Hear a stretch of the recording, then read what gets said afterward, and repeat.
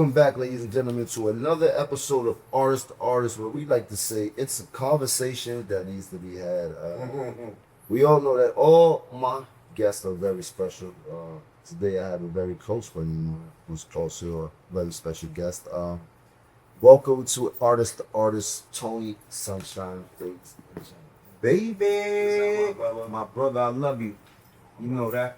Brought to you by Playmaker, of course. We can't forget that. If the plays don't get made, then we don't get paid, baby. Bills gotta get made, baby. So what's up, my brother? Living, brother. God is good. How you feel? Feel great, man. God is great. It's right as nothing. That's the God. So on this platform, we just I like to give people a bit of a background, not just about the music, more about where it come from. So, where you from? I'm from the BX, Bronx, big BX, baby. Born and raised. Born and raised in the Bronx, Lincoln Hospital. I was conceived in the Bronx, brought into the world at Lincoln Hospital. You know what I'm saying? So it's the big BX all around the horror. There's no denying that. What school in the Bronx? I went to school in the Bronx, got thrown out all the schools in the Bronx. Had to go to school in Manhattan. Manhattan didn't want me. Did you get to finish school? I dropped out of fifth grade, capo. Wow.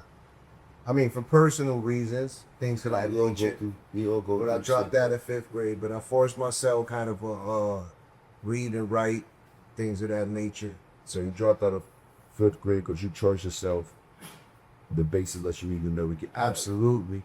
Absolutely. It was mandatory. I was in CARRILLO, so in fifth grade is about 10, 11 years old, 7 years old. Absolutely. So when you dropped out of school, what did you turn to?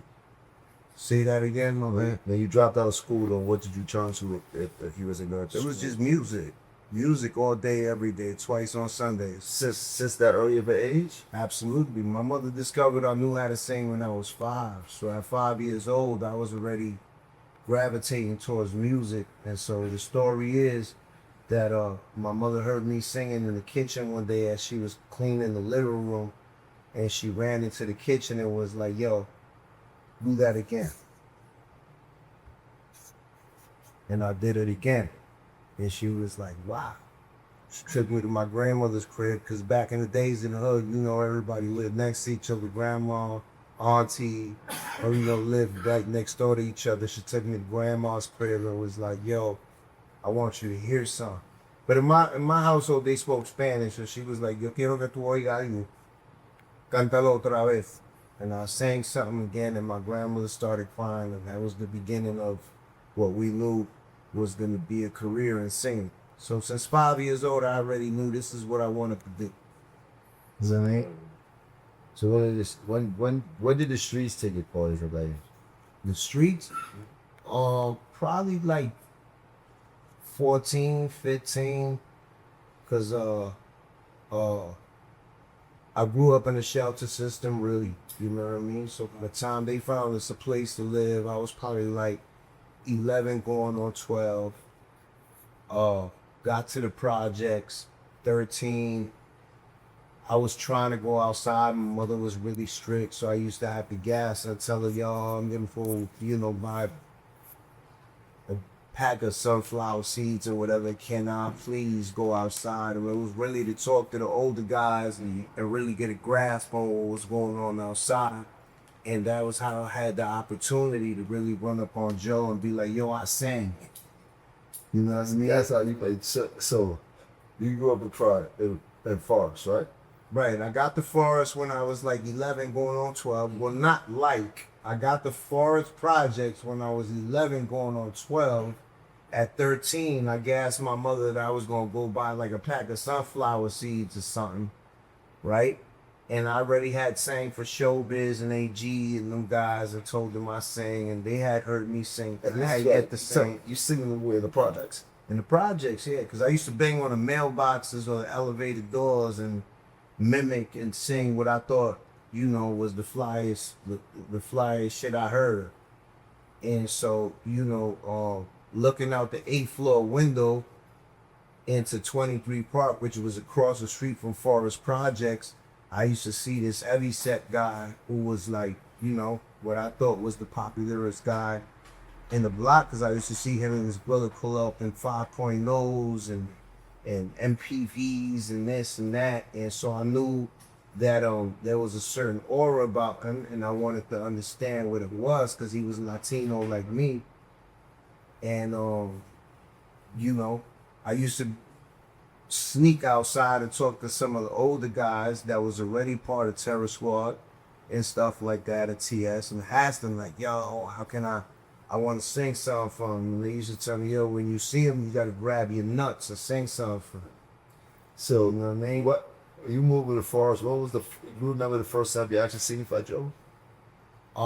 Yeah, I remember seeing him pull up on the block, him, his brother, his crew, but all the guys. I remember, you know, Was he already Fat Joe at that time? Flo Joe, everything? Did you Uh, do exactly he was who he Joey was? Crack at the time. He was Joey Crack. He was a wild boy at the time. Allegedly. Allegedly. Allegedly. Allegedly. Allegedly. You don't know it. But like I said, I had already sang for Showbiz, AG, Diamond D, because Diamond D is from Forest.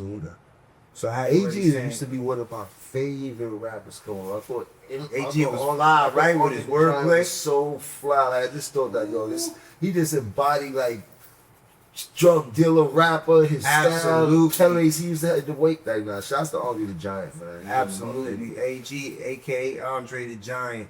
So you grew up with him. You grew up with him, but you grew up with him. I grew up under it. Yes. I grew up under them. You know, I'm the youngest out of I say I'm the youngest out of everybody coming up out of Forest Projects. Because, you know, we got Diamond D, we got Showbiz, we got Joe, we got SWV, and a lot of others. But I would say I'm the youngest amongst of the artists that came up out of Forest Projects. You know what I mean? So you sing for Fat Joe. So I run up on him. I say, yo, I sing. He looks at me like, yeah, all right, shorty, sing something. I sing Forever My Lady by Jodeci. He's blown away. He was like, wait a minute. He's like, nigga, you really sing. Like, you really sing. He tells me, yo, one of these days I'm going to pull up on you. We come grab you up, take you with me to run around. And he pulls up like the very next day in a black MPV with God Bless Is There full flex. He tells me, shorty, jump in. Takes me with him. I go with him to like Relativity Records. I go with him to the mom and pop stores because, you know, he had just had FloJo come out, the Represent album and all that. So I go with him to rip and run and make sure that his CDs is selling at the mom and pop stores and throwing his numbers and all that. And that was my introduction to Joe. So when was the first time you asked me about the record and shit? That was many years later. I got to get on the record with Pint way before I got on the record with Jet. So what did you meet Pun? I met Pun when I was 16. 16, I remember clearly. Pun used to come to the block and play basketball and all that, and he was a get money dude, you know, legend. That's his usual legend. He was get money dude. And he was on the block with a few other guys that we knew. And it just so happened that he was in 23 Park across the street from Forest one day sitting on the benches, and he was with another guy we know, and the guy we know was with someone who said they sing. And so I was already, right? So even though I wasn't up to par with the clothes and all that, holes in my sneakers, jeans was dingy, you know, dirty t-shirt and all that. But one thing I knew how to do was sing. I know I'm going to bust your ass when it comes to this music because I love it as a passion. So this dude was with somebody who said, yo, I sing. And I immediately looked at him like, yeah, I'm about to bust your ass, right? So Pun tells him, sing something. Mind you, nobody knew Pun knew how to rhyme yet. This is just, I ain't even know Pun knew how to rhyme yet. But I just meet him because he's with someone I know. And someone I know is with another guy who say he sings. So Pun tells the guy sing something. The guy starts to sing. I was like, yeah, nah, that's not how you sing that. And Pun looks at me and was like, well, sing it. And I was like, that'll be my pleasure. And I start singing. It was the Color Me Bad Dream On. Dream on, dream away, or whatever. And I start singing it and showing them how you do it. And Pun was like, we gonna be friends for the rest of our lives, my nigga. Because people don't know Pun always wanted to be a singer, but that wasn't his thing. He didn't have the voice for it or whatever. So I think vicariously through me and, you know, the love he had for me, he was like, yo, we gonna be friends forever. And that was the beginning of me and Pun's friendship and how I met Pun. So, you know what I mean? So what did you find out Pun knew how to rap? So again, we used to chill on the block, right? We used to bang on the mailboxes and bang on the telephone poles. You remember the big metal telephone joints? They used to bang on that shit, rap and all that. And back then, we used to call it a cipher, and everybody had that one rhyme they used to spit. Everybody just had one rhyme. Yeah. Motherfuckers was never prepared with 4, 5, or 6 rhymes they used to spit, but they had that one rhyme that they thought was the flyest shit they ever wrote. And we formed a cipher. Of course, every day we knew who was going to spit what rhyme and how it was going to go, and everybody joined in and do the ad-libs, and it sounded like leaders of the new school. You remember the leader of the new school ad-libs? So it sounded like that. So, it was just one day where Pun was like, yo, you niggas spit the same shit every day. You niggas is whack. I'm gonna go home, write a rhyme, and when I come back, you niggas better be ready. And that's exactly what he did. And that's how everybody found out Pun knew how to rap, because Pun went home, he wrote a rhyme, he came back maybe like 2 days later. Everybody spit their favorite verse, their favorite rhyme they had. Everybody spit their ad-libs and all that. And Pun was like, all right, my turn. And he spit his verse. And everybody in the block was like, what the fuck is this? And then every other day or every time Pun pulled up on the block, he had a different rhyme, and he made everybody in the hood step their bar game up. And from then on in, everybody started writing and making sure that they had another verse when Pun came around. You know what I mean? So how did y'all start going to the studio? Well, that came later. So how I went to the studio, because I was going to studios and all that, but not professional and up to par and big studios and some that I could really say like, yo, this is the real deal. But Pun took me with him one day. Pun calls me and he says, yo, Tretch called me. He's big Pun already. He's double platinum. He calls me one day. He says, yo, Tone, I'm going to pick you up. Come with me. Like, all right, cool. I'll be ready when you come pick me up. So he come pick me up. He says, yo, Tretch called me. We on the way to the studio. We were naughty by nature. So we get to the studio or whatever. We at Sony studio. This is the first time I seen like real studio, like plushed out, you know, grand piano, snacks, this, you know, the fly shit, right? So, this is how dope Pun was. He never let you know what he was about to do. This is how he let you know he believed in you. So we get to the studio, Tretch plays on the beat, tells him, yo, this is what I want you to get on. Pun turns around and looks at him and says, all right, cool. I'll jump on the record with you, but you gotta let my little brother sing on it. Tretch looks at him and was like, sing on it? I was like, yeah, you gotta let my little brother sing on it. Tretch was like, all right, cool. Let him lose 1, 2, you know, and I did the hook. Pun went behind me, he sang on top of the hook, behind the hook. We went back and forth or whatever. Tretch thought it was dope. They pressed the button on it. It was track number 12. On Nature's Fury, Naughty by Nature album. We could do it. And that was my introduction. That was the first time I seen like a real recording studio around real artists. And that was my introduction. Absolutely.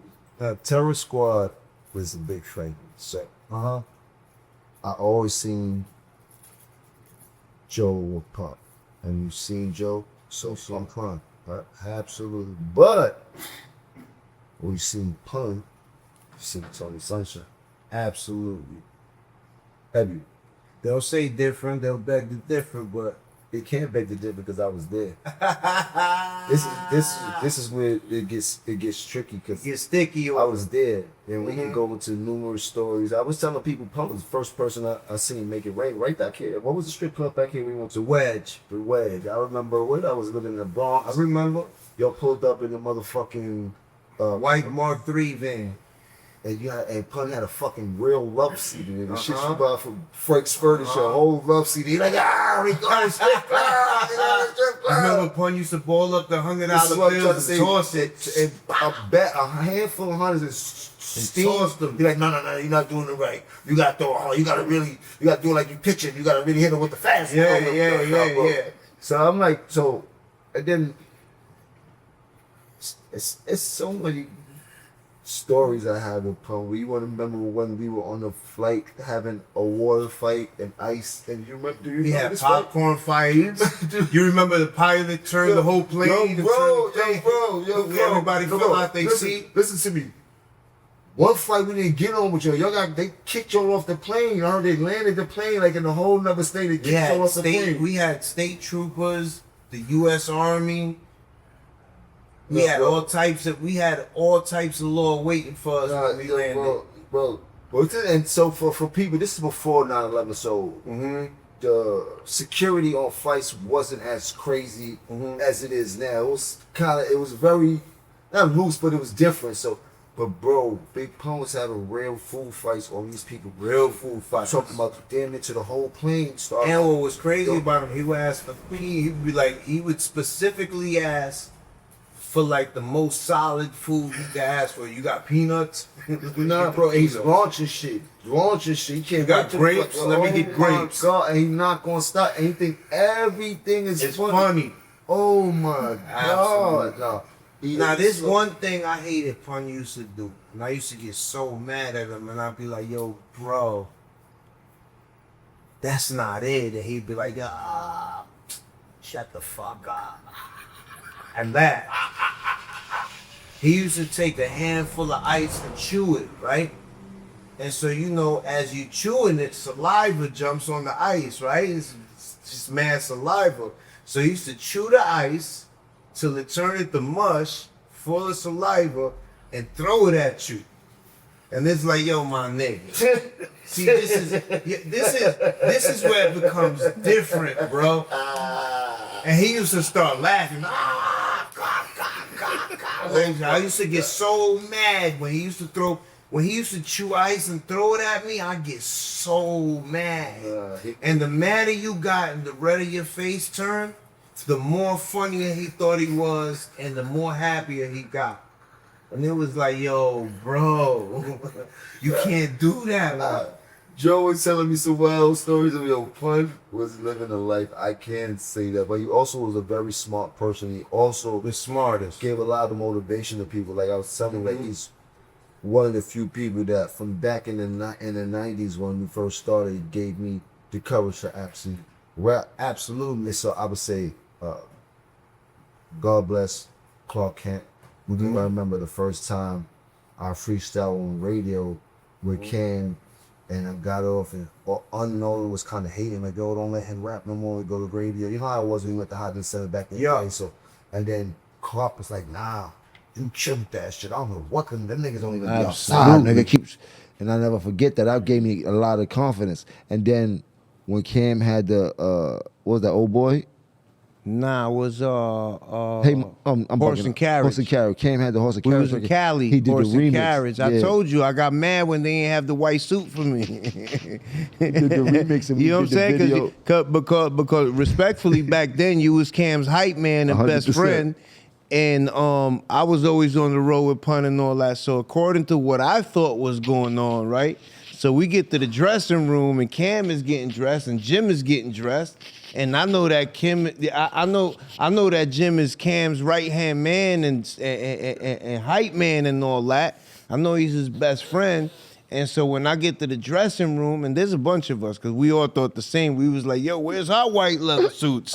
Like, why we ain't got white leather And suits? it was 5001 at that time. 5001 was cooking. So You wanted look, that. Pun gets dressed.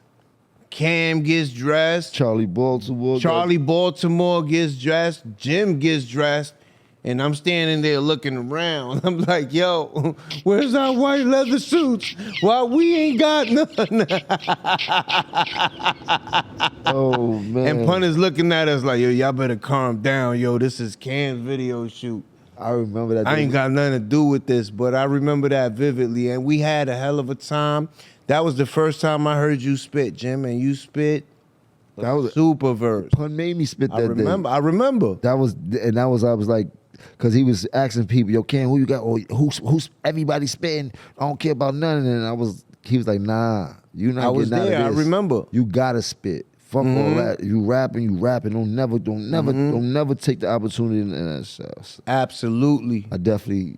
And you took that opportunity and you spit a hell of a verse. I remember I I'm forever was grateful there. for that moment. That shit always, it always resonates You don't with me. know what you're going through. You don't know. Wyclef was on that shit too. So this be in 2026, right? That was 1998. That Absolutely. was 28 years ago, my brother. 28 Not to fucking mention years ago. that today is your actual birthday. Absolutely. And I appreciate you and I happy love you for spending Birthday, it with my me. brother. You heard? Like it's an incredible moment to know from the. I've known you for almost 30 years. Absolutely. You heard? Like Not the fake me, the real me. to almost 20 years. I mean, a lot of people don't know the Tony Sunshine history like I do, but this is an incredible brother. Not only when it comes to his craft of singing, because that's something that I learned about later. The Tony Sunshine that I know that was running with Pun was a young, ambitious kid that did what we all had to do coming up. Absolutely. And we was gonna do, but the thing about that is because the loyalty that I seen you have for Pun and the whole Terror Squad, but you was there with Pun every day, and I watched Every you, day. everything he needed to do, and I was kind Whatever of in he the same said was position it. that you were with Cam and things like that. So just watching you, and I also learned a lot from you, my brother. You Oh man, you that were the means a first lot. person that I seen back out defenses, like one of the first people that I seen back out defenses in another whole state. Like you heard, like so it's like in this game of rap, it become very competitive and it's damn near like a war. And when we got into it, it just was me and Cam, so we learned a lot of shit on the spot. You heard? And coming up, remember you had Joe, you had Pun. These niggas was already outside. We doing this shit as teen, man. We got into this game as teenagers. Absolutely. We didn't really have too much outside time. I'm saying we wasn't Absolutely. outside, but our outside time. I was a teenager with you. You did, so us getting our stardom was very short. So Absolutely. we still was learning. We didn't get a chance to learn all our outside shit. Joe and them was already there. Them niggas, so your niggas was already advanced. So I'm learning different things from me, knowing what I had to go against to make sure everybody was safe for my counterpart. Absolutely. I seen you, nigga, you get busy, you heard? And because We'll let them tell it. This show is not about that, but certain things people Yeah. just need to know because they see you mild mannered, they might see you about Joe, but people don't be knowing the history about certain niggas that are very, very rare individuals. Fuck being real, very rare. I seen you hold it down on many, many occasions, and I seen you have plenty of balls outside, bro. Like I seen you have My brother. hella nights. We'll let them and then tell it, all though. of that turns into you becoming Tony Sunshine, the star. Absolutely. So when you start to become Tony Sunshine, the star, how does that feel for you? Oh, it felt amazing. You know, finally feeling like, cause I don't feel like I've got my just Hold due. on one second. Chat, we gotta cut y'all off. Y'all gotta catch the Tony Sunshine, the star. You gotta watch the whole thing for that, chat. You heard? So we're gonna catch y'all later. Huh? You cut them off already? All right, bet. Be good. So I don't feel like I got my just due, but when I finally got my first deal, and understanding that I had a buzz at the time. There was nobody like me. A Latino R&B singer, Spanish, fly, getting to the money, pretty boy, with heart, A lot of whatever heart. have you. And no legitimate singles, albums in stores, no legitimate visuals on BT or MTV or whatever, but still got 4, 5, 6 shows a week at 25, 30,000 a show, lines around the corner, whatever have you. It felt amazing. You know what I'm saying? It felt amazing. Off of freestyles like TONY. Who helped you got your first deal? Joe. Joe walked you with. So Pun's idea of setting Tony Sunshine up, because Pun gave me the name Tony Sunshine. I wasn't too fond of the Sunshine part when he first came up with it, but I understood, you know what I mean? Because he came up with many names for me before that, because before that, a late great friend of ours, which was original member of Terror Squad, Gizmo, gave me the name R&B. And R&B, the acronym for R&B stood for Rough Brother. And he said because I was a wild kid, I was a wild boy, a rough brother. That was his acronym. You was. Right? And so in Pun's mind, he was like, if we're gonna usher you into the R&B market, your name can't be R&B. Can't right? be rough and R&B or rhythm and smooth. blues, rough brother, or whatever it is, whatever. Your name can't be. We can't bring you into the R&B market with As your name R&B. being R&B. So Pun came up with a bunch of names, and I didn't like them. I wasn't fond of them because Pun was a funny nigga, right? And so one day, Source Magazine was coming to interview him at his crib, and he was like, "Yo, we gotta change your name, but fast." And I was like, "All right, cool. Let's come up with some names." He came up with some names. I came up with some names. We didn't like them, and right before they got there, he was like, "I got it, Tony Sunshine." And I was like, "Come on, my nigga, Sunshine. I can't be called Sunshine. Like, come on, I'm from the Bronx." He was like, "All right, cool. Don't worry about it. I'm gonna think of something. So they start interviewing him. And that was back then when they had the tape. You know, remember when they used to come interview you with the tape recorders and all that? And they asked him, "So, Pun, anything new we should look out for? Anything we should be, listening for?" He was like, "Yeah, my little brother, Tony Sunshine. You should look out for him. Y'all know who he is. Nobody ever heard of no Tony Sunshine," but that was his way of branding it. Mm-hmm. And it was too late. It was nothing I could do about it. So by the time they pressed up that article, Tony Sunshine was born. And so that's how Tony Sunshine came about. You know what I mean? When you got the deal, did you know it was a real thing at that moment? Like, did life was about to change for you? So Pun's idea was, so Pun starts recording his second album. He goes to North Carolina. He starts to start losing weight. He decides to start recording his second album in North Carolina. And his idea is, I'm going to make sure that Tony Sunshine is on every one of these hooks. It's going to be Big Pun featuring Tony Sunshine. So I sang every hook on his album. During the process, he passes away. Before the album comes out, the label decides that because he's not here to physically promote the album, and because he's not here to be the star and talk his shit, they have to get artists that are fully established to jump on some of these records. And they take me off some of the big records. That you wrote. Absolutely, that I co-wrote and co-wrote and had a lot to do with. At the time, I looked at it like, okay, it's part of the game. I'm being a team player. It is what it is. They turn around, they throw Darnell Jones.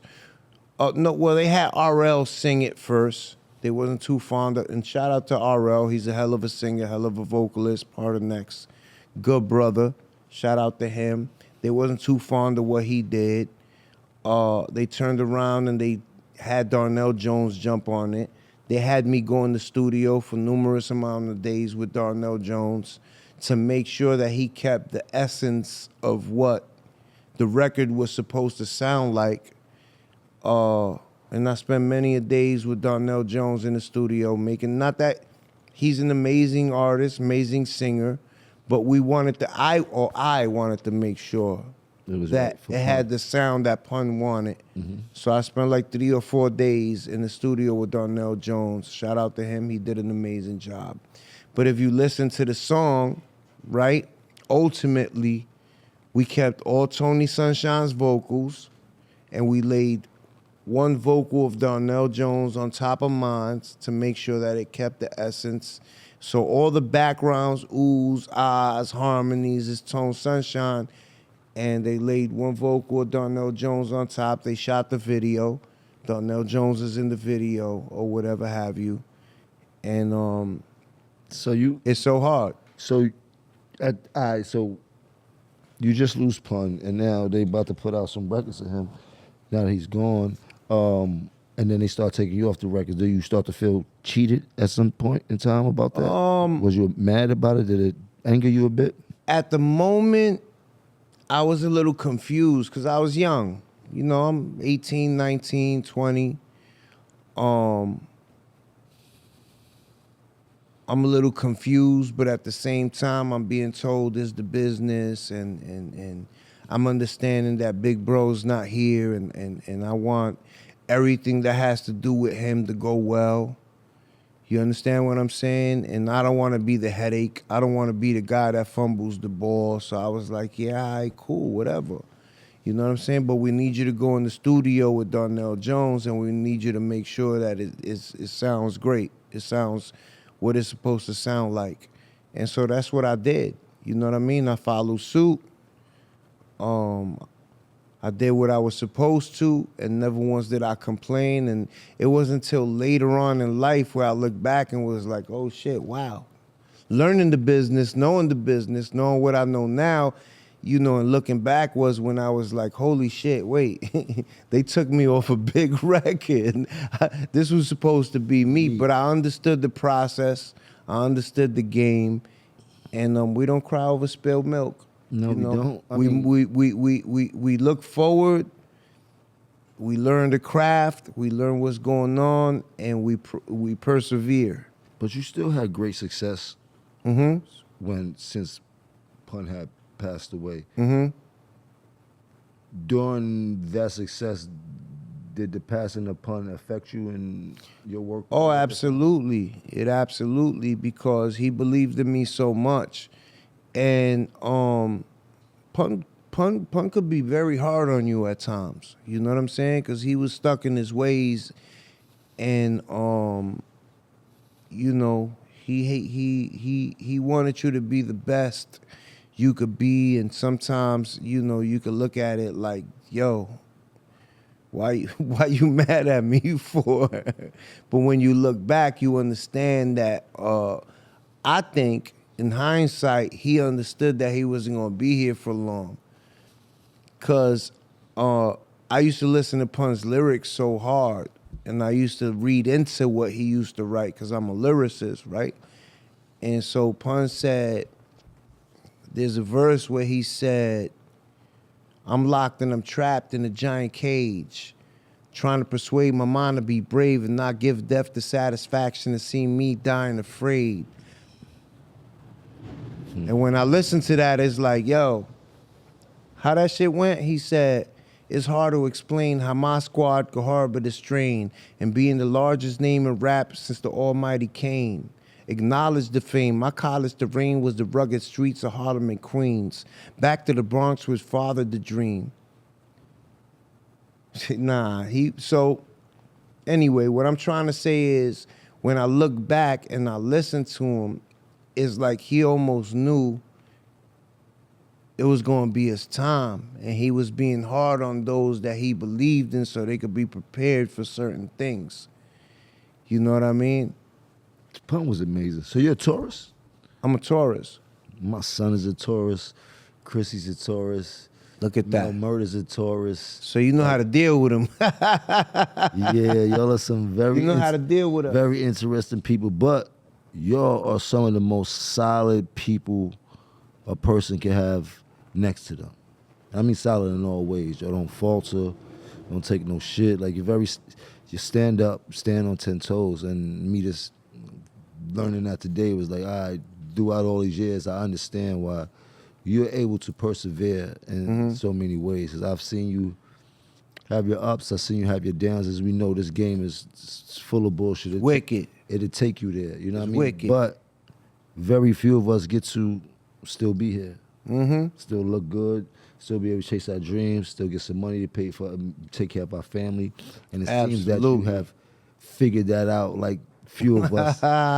You know what I mean? So I believe that, with all being said, that Pun looking down at you right now, from the teenager he knew you to be to the grown man he watched you grow to be, I believe that he's super hyped for you. You dig? Like, My I brother. mean, to say you having a 49th birthday, and me knowing... Don't say that. Oh, my bad. 29th birthday. but me knowing how hard Nah, it it is what how it hard is. to That's be that's here what it is. 49. It's not easy. It's not easy to be in this game. It's not easy to be in the streets. It's Yeah, not easy yeah. to make it there. You heard? Absolutely. As I'm going on 50. Not where we and from. I was telling somebody. I was telling somebody up there. When I was younger, 50 was so far from how young I was. I didn't think that I could make it there because it was so far. It was like that. Absolutely. And then to be here now, you know, everything that I was able to overcome and all the things that I've been through, like, I'm excited, It's a blessing to reach where we reach, bro.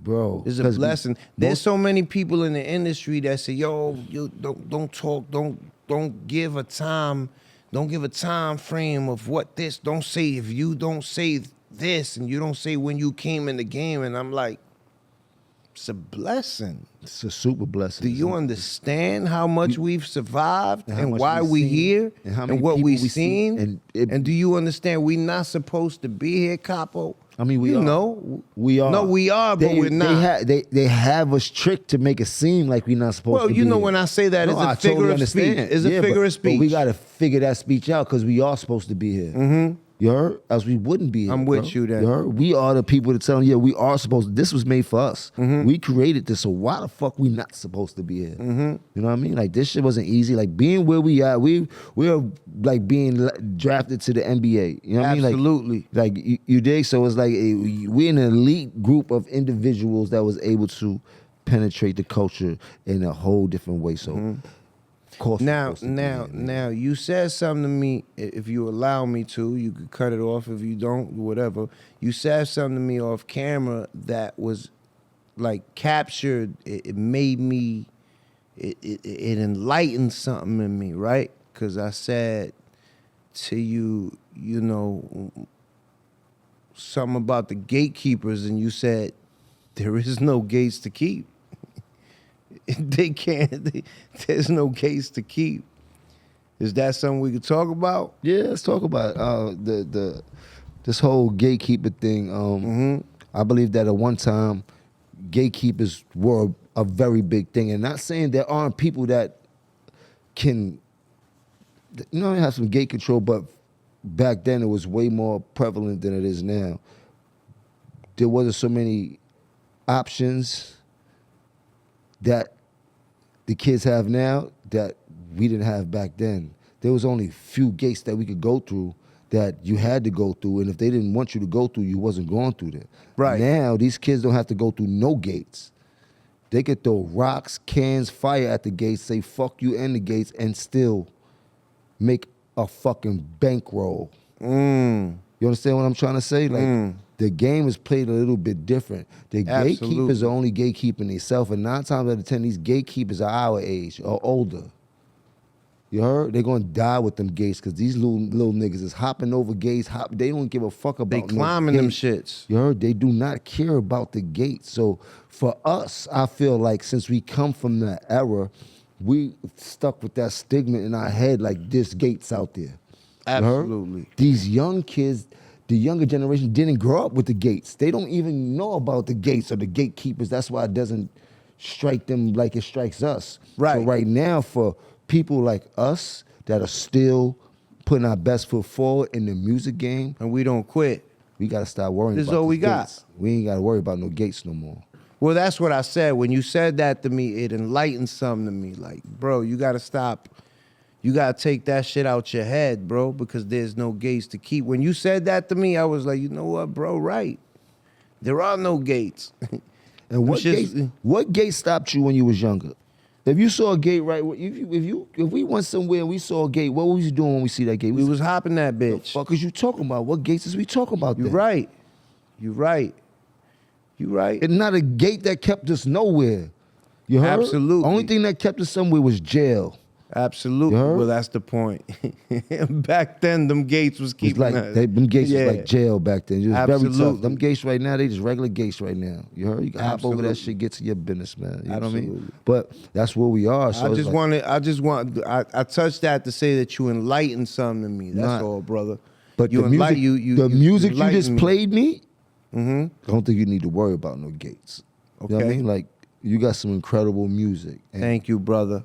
I learned on this show that some of the most important things that you could do right now in the game is get this content going.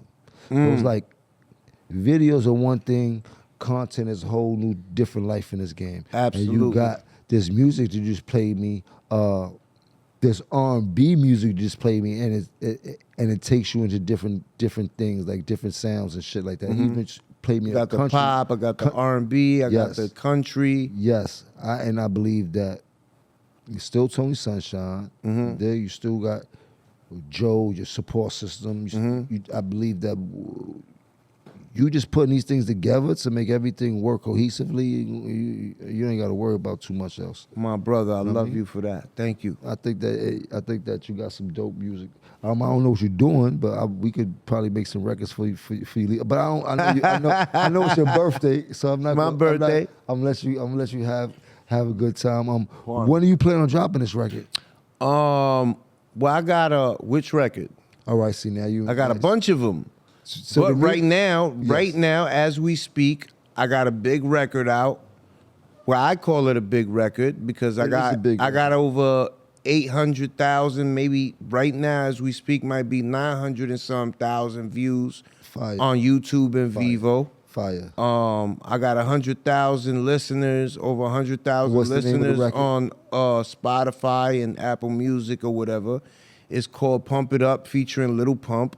Pump it up. I did see that. It's going viral. Yeah, it's going viral right now. It's doing Shouts really to Lil good. Pump. Go get that So- record. Pump it up. Stream it. Download it. Do so what you right need now to I'm do. doing my radio runs and I'm ripping and running. So you just worried about the single right now. So those records that you played well, me are just I'm not general just records? worried about the single, but that's what I'm working That's what you right now focus on because I right have there. so much invested into it financially and mentally and whatever it is. You know what I mean? But at the same time, building this momentum with this record and all that, I'm getting ready to put out my R&B mixtape, and then I got the Spanish album that I've been holding on Let's to say for the project. last year and a half. Let's say project. Let's not say mixtape. No. Or project. All right, project. Sounds better. Sounds like, you know what I It's mean? the new age. We say project now. I mean, it just sounds better. It sounds more sexy. Like, yeah, like R&B mixtape. project. My R&B project. I don't even say mixtapes anymore. Okay. I'll be like, I'm about to put out my next project. Okay, well, 'Cause the these- project, R&B project, and you know, I played you a lot of the records. I Which are didn't dope. get to play you everything, but I played you a lot of the But we went through records 10 that's of on them. it. We went through 10 of them. We went You through did. 10 of them. I've jotted them all. You did. I was just saying, I got like 200, 300 of them. That's how we work. I just saying was that's how telling we somebody work. today, so it's like we do 3-4 records in here a night. We probably do 100 records a Yeah, I know how you work, brother. So I it's seen like- you do it. I know how I become with the music, but the problem is, which is a good problem, is trying to figure out how to narrow that shit down to an album's worth of records after you How got to make a 200 records. well-rounded Yeah, like, yo, project. Because then you got your favorite records. Then you can't really be too selfish about your favorite records because you know you're trying to feed to the, so Absolutely. it's like it gets tricky when you. But the problem is, I try to bring in the consuming ear and people I trust, and they disagree. Everybody's always disagreeing with each other. Nah, got so this many one, nah, different- this one, but nah, that's a this good one, this problem. one. Nah, you got to put these 3. You got to put these 4 together. You got to, and I'm like, come on. So what I used to do when I play records, I would give everybody a piece of paper, and let everybody write down the records they like. Now, when Absolutely. you And put that's them the all right together, way. You start figuring out, everybody like this record. Yeah, that's the right way. That's definitely staying. You heard? Like, everybody like this record. Oh yeah, that's definitely staying. So like, that's how I always. So it's like, but there's no wrong or right way to kind of put your album together. It's all about the sonics, a great feeling. Absolutely. You know what I mean, but for a kid being from the Bronx, I can't say that you looking good out here, my brother. I love you, brother. Thank you so much. Good out here, my brother. I don't want to keep you too long. I know it's your birthday. my I'm glad you got to sit down baby. and talk with us. I heard Man, I some incredible appreciate your music. time, brother. I appreciate your time. For I you being appreciate one of your the presence. closest people that I know in this industry, almost the past 30 years, it just feels good that we can't have a great conversation because we were both two dirty teenage kids trying to figure it out. That was the best way you could put it. That was the best way you could put it. We were two in the same. My brother. You heard? Yes. Appreciate you, man. Absolutely. I Wish love nothing you. but success Appreciate for your you. Travels, man. Thank you. Nothing but success for your family, man. God gonna continuously bless you, bro. Absolutely, keep the same heart, my baby. brother. And with that being said, ladies and Salute. gentlemen, this has been another La episode Ganga. of Artists and Artists with one of my faves, Tony Sunshine, brought to you by Playmaker. We catch you in the next episode. Bow. Oh, wait, I got a gift. Baby. Oh, yeah. I finally get my glasses? Come on. I love this. This is special, right? Y'all don't know how long I've been waiting for these, man. Y'all know how long I've been waiting for these. Ooh.